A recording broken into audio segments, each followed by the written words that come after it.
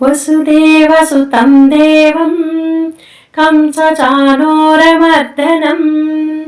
देवकी परमानन्दं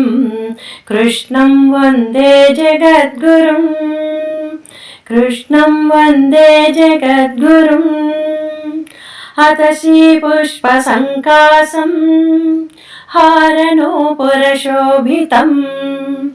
रत्नकङ्कणकेयूरं कृष्णं वन्दे जगद्गुरुं कृष्णं वन्दे जगद्गुरुम्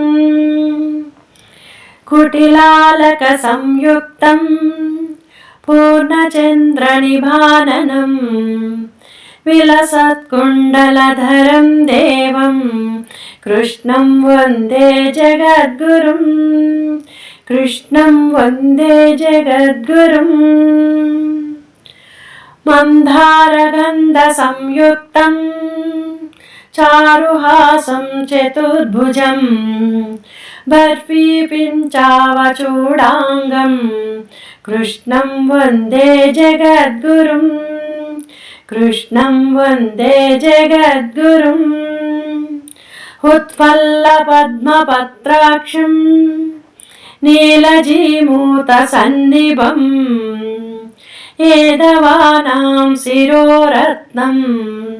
कृष्णं वन्दे जगद्गुरुं कृष्णं वन्दे जगद्गुरुम् रुक्मिणीकेलिसंयुक्तं पीताम्बरसुशोभितम् आवाक्ततुलसीगन्धं कृष्णं वन्दे जगद्गुरुं कृष्णं वन्दे जगद्गुरुम् गोपिकानां कुचद्वन्द्वं कुङ्कुमाङ्कितवक्षसं श्रीनिकेतं महेश्वासं कृष्णं वन्दे जगद्गुरुं कृष्णं वन्दे जगद्गुरुम्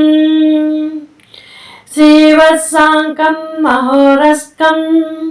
वनमाला विराजितं